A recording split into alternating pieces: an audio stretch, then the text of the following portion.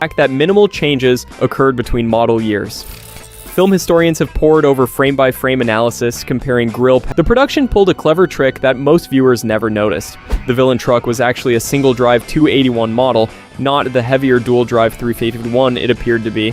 They added what's called a tag axle, essentially a fake second-drive axle that doesn't actually power the wheels. This was done to make the truck look more massive and intimidating, like a heavyweight road monster instead of a standard highway hauler. The deception worked perfectly. On camera, the truck appeared to be a much heavier, more powerful beast than it actually was. The tag axle added visual weight without the mechanical complexity of a true tandem drive system. This also made the truck easier to control during the high-speed chase sequences. Real truckers watching the film often spot this detail immediately, noting how the rear wheels spin differently than they would on a genuine 351. The fake axle was so well integrated that even some of the film crew didn't realize it wasn't functional. It's a perfect example of movie magic, creating the illusion of power without the sub. Before terrorizing Dennis Weaver on California highways, the villain truck lived a mundane life hauling petroleum products. It was originally a Union oil tanker tractor, painted in the company's distinctive orange and blue livery.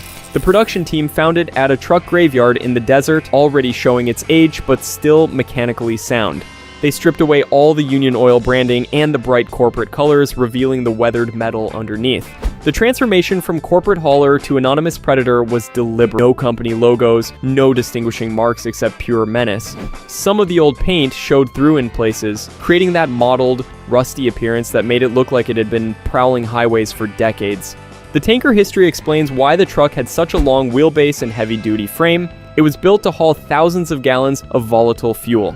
Ironically, a vehicle designed to deliver energy to keep America moving became a symbol of vehicular terror. Don't realize that Duel used multiple trucks, not just one villain vehicle. The primary 1955 Peterbilt 281 was the hero truck used for most close-ups and beauty shots. A 1960 Peterbilt served as the main stunt double, handling the more dangerous sequences. For the theatrical release, they added scenes with completely different trucks, including a distinctive Peterbilt 351 with a different grille design. Each truck was modified to look as similar as possible, but eagle-eyed viewers can spot the differences.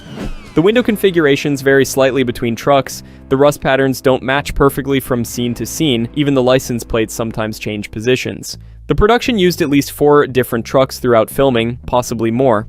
Some were wrecked during stunts and cannibalized for parts. The continuity department worked overtime trying to match the dirt, grime, and damage between vehicles. This multiple truck approach was necessary because Spielberg was pushing these machines to their limits, and mechanical failures were constant. The fact that most viewers never noticed to let the engine cool down. The turbocharger, while adding power, created additional heat that the truck's cooling system couldn't handle during extended high-speed runs. Mechanics were on standby constantly, checking temperatures and adding coolant between takes. The engine's distinctive turbo whine added to the truck's menacing presence, but it came at a cost. Several scenes had to be shot in short bursts, because the engine would start smoking after just a few minutes of hard driving. Horrible grinding noises when shifted incorrectly, and these sounds made it into the film, adding to the truck's mechanical monster personality. The complexity of operating this transmission while performing precision stunt driving cannot be overstated. Off the road at any speed, the terrifying Peterbilt had a dirty little secret. It wasn't actually that fast.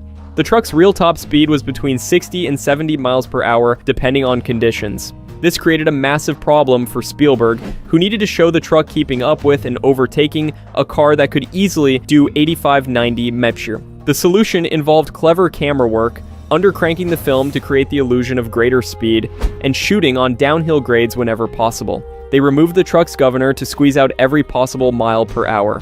Even then, many chase scenes required the Plymouth to slow down artificially to let the truck catch up. The speed differential was hidden through editing and camera angles.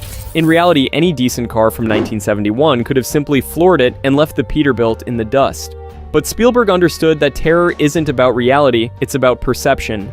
Through masterful filmmaking, he made a relatively slow truck feel like an unstoppable force of mechanical fury. To cast the 1955 Peterbilt wasn't random, he specifically wanted a truck with a face. The round headlights became eyes, the split windshield created a furrowed brow, and the grille formed a grimacing mouth. During pre-production, Spielberg literally walked around trucks holding up his hands to frame their faces, looking for the perfect expression of mechanical malevolence. The Peterbilt 281's design was already intimidating, but the production team enhanced it further. They adjusted the headlight aim to create a slight squint. The bumper was bent slightly to form a more aggressive sneer. Chrome pieces were removed or dulled to eliminate any friendly shine. The hood ornament was deliberately cocked at an angle that suggested forward momentum even when stationary. Spielberg drew inspiration from monster movies, treating the truck like a creature rather than a vehicle. He even referred to different angles as showing the truck's mood: angry from the front, predatory from the side, triumphant from below. This anthropomorphization was key to making an inanimate object feel alive and malevolent. No computer graphics needed, just brilliant visual storytelling. Viewing, the truck's front bumper is decorated with multiple license plates from different states. This wasn't just random set decoration. Spielberg wanted to imply that this truck had been hunting drivers across America, collecting trophies from its victims like a serial killer. The plates included California, Nevada, Arizona, New Mexico, and several others, all weathered and dirty. Each plate told a silent story of another driver who didn't make it.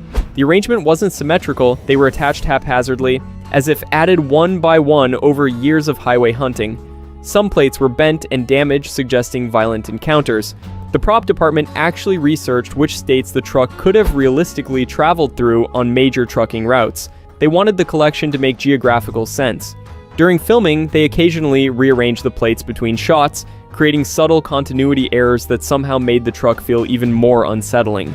This detail was never explained in dialogue, just a visual hint at a much larger, darker story.